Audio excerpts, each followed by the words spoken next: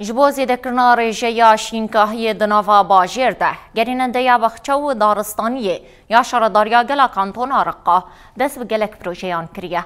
جه پروژه سرکه اینگو گریننده یا بخچو دارستانیه یا شرداریا گلا رقا پیرادبه سر راست کرنا بخچه القیطار یا کودکوا باکوری باجیر.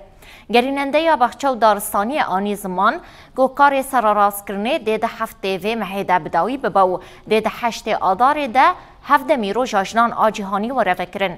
دوی پروژه گریننده یا بخچو دارستانی یا شارداریا گل آکانتون آرقا ده سالا دربازوی ده 5 بخچه انشاقی و 8 بخچه انگشتی نوشن کرنه.